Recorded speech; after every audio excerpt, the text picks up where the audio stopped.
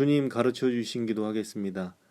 하늘에 계신 우리 아버지여, 이름이 거룩히 여김을 받으시오며 나라가 임하시오며 뜻이 하늘에서 이루어진 것 같이 땅에서도 이루어지이다.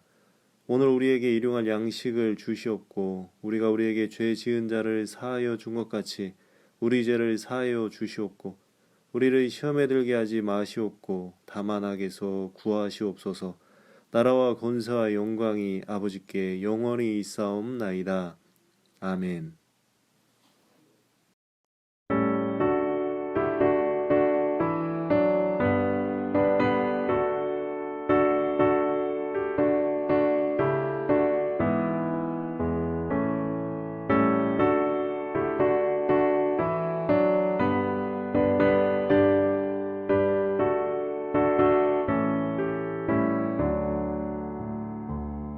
오 놀라운 구세주여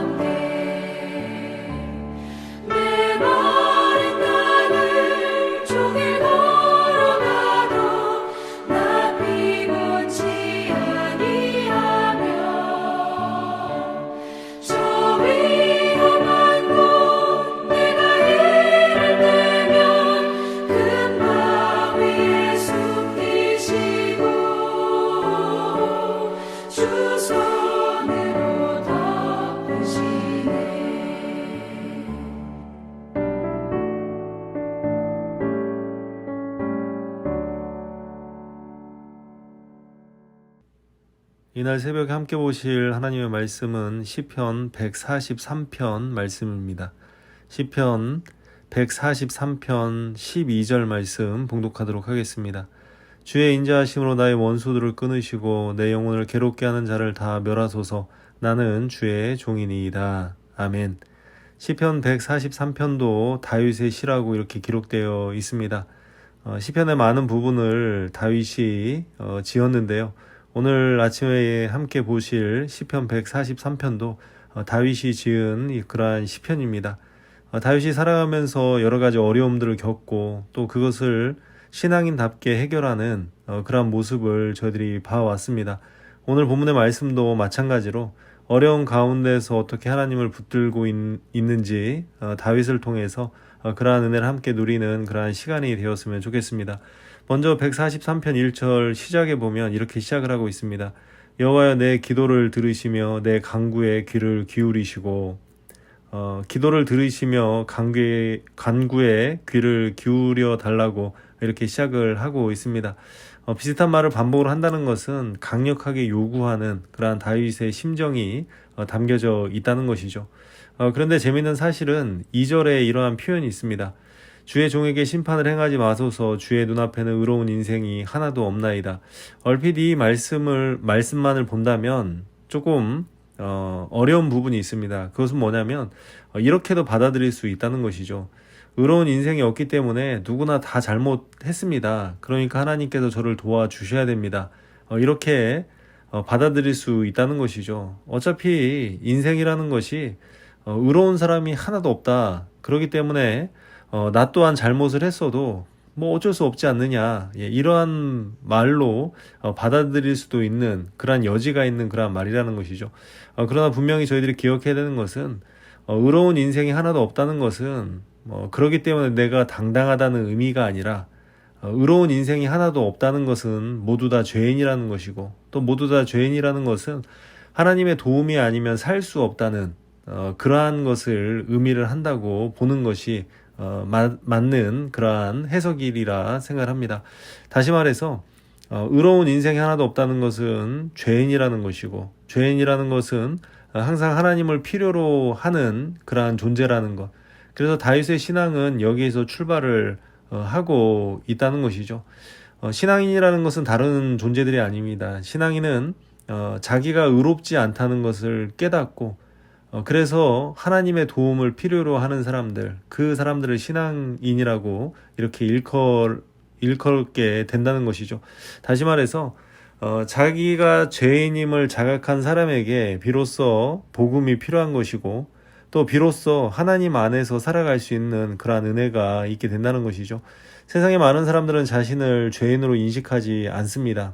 그렇기 때문에 자기 마음대로 살아가고 또 자기 뜻대로 살아가는 그러한 인생을 살고 있다는 것이죠. 그러나 오늘 이 본문의 다윗의 고백처럼 의로운 인생이 하나도 없다. 어떤 한 사람도 하나님 안에서 의롭다고 인정받을 수 있는 그러한 사람이 없다는 것이죠. 그렇기 때문에 하나님이 필요함을 역설적으로 다윗은 표현을 하고 있는 것입니다. 다윗의 상황을 살펴보면 3절에 이렇게 이야기를 하고 있습니다. 원수가 내 영혼을 핍박하며 내 생명을 땅에 엎어서 나로 죽은 지 오랜 자 같이 나를 암흑 속에 두었나이다. 여러 가지로 어려움을 표현을 하고 있는 것이죠. 더 나아가서 4절에 말씀해 보니까 내 심령이 속에서 상하며 내 마음이 내 속에서 참담하니이다. 이 참담하다는 것은 그 원어적인 뜻을 보니까 폐허가 되었다 이런 표현입니다. 그러니까 참담하다는 것은 아예 모든 것들이 다 무너진 그러한 상태를 의미를 한다는 것이죠.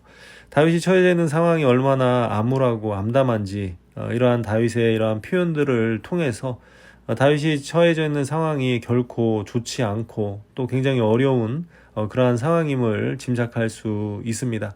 이렇게 어려운 때 또 다윗답게 일어서는 방법이 분명히 있겠죠. 그래서 5절에 이렇게 다윗은 이야기를 합니다.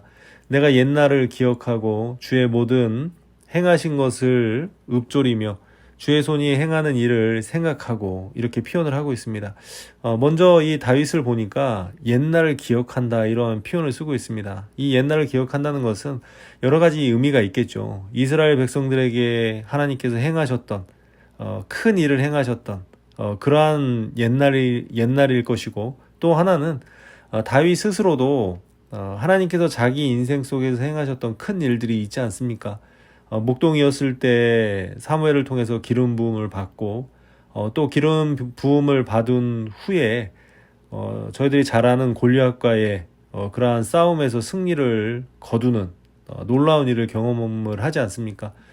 또 오랜 시간 동안 사울을 통해서 쫓겨다녔던 그 인생, 10년이 넘는 그 시간 동안 쫓겨다니면서도 결코 해를 당하지 않고 그 목숨을 잃지 않고 지내왔던, 그러니까 다윗의 인생은 한마디로 생각하면 은혜죠. 예, 은혜의 덩어리라고 볼 수가 있습니다.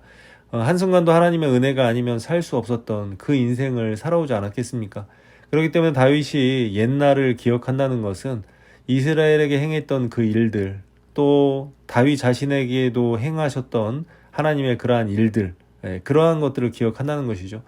어렵고 힘들 때는 과거를 기억해내야 됩니다.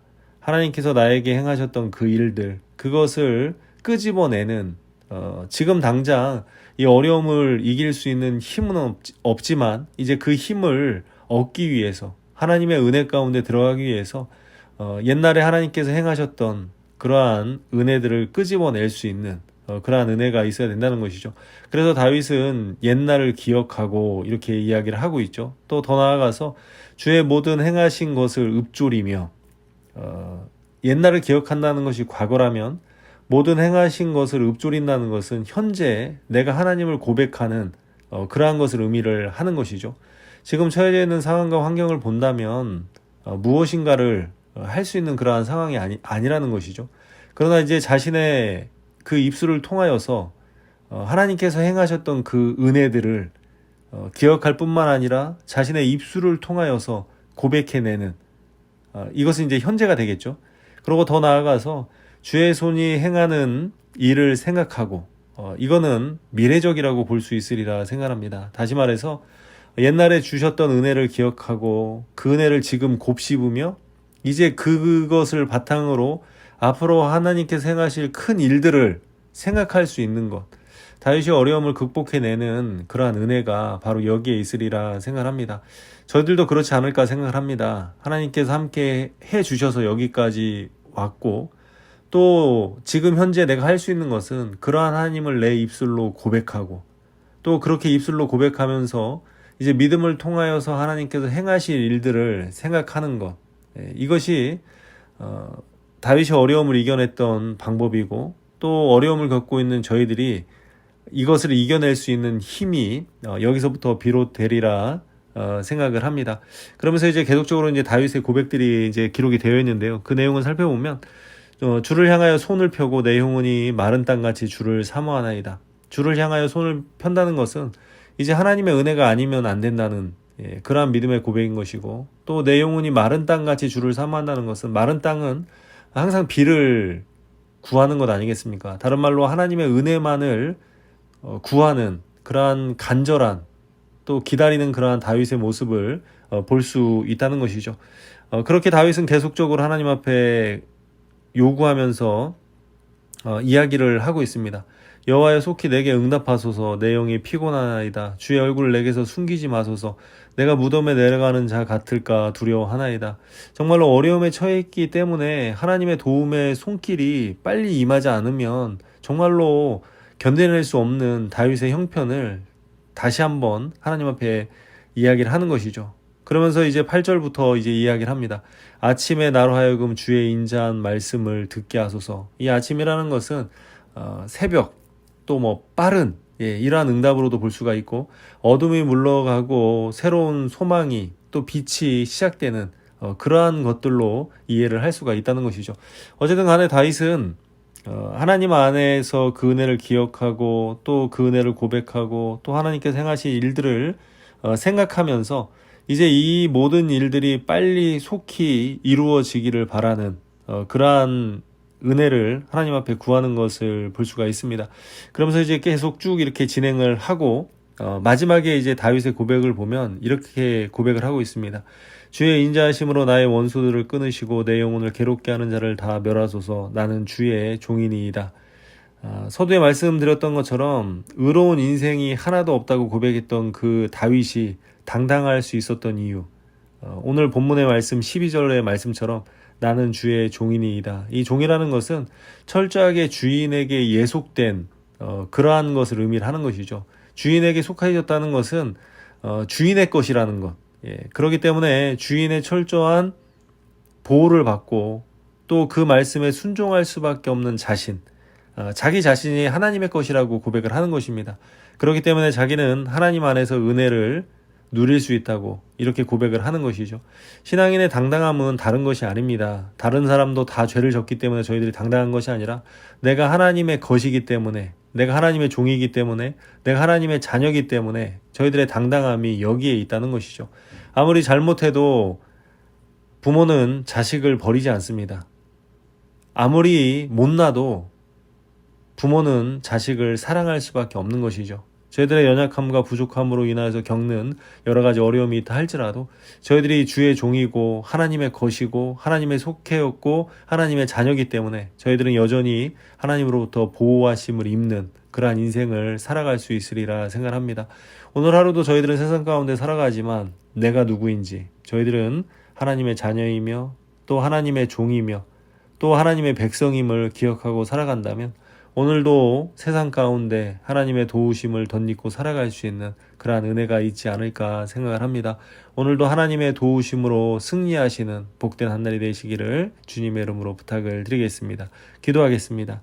하나님 감사합니다. 나의 연약함과 못남이 있다 할지라도 여전히 저희들이 하나님의 것이고 또 하나님의 것이기 때문에 하나님으로부터 도움을 입을 수 있음을 고백합니다. 나의 연약함과 부족함이 있지만 여전히 나를 사랑하셔서 도우시는 그 하나님의 손길을 통하여서 오늘 하루도 연약한 가운데 강함을 누리고 부족한 가운데 풍성함을 누리며 고난과 고통 가운데서도 소망과 기쁨을 누릴 수 있는 한날이 될 수 있도록 도와주시옵소서. 저희들을 사랑하셔서 이날 새벽도 또 오늘 하루도 은혜 가운데 거하게 하시는 예수 그리스도의 이름으로 기도드리옵나이다. 아멘.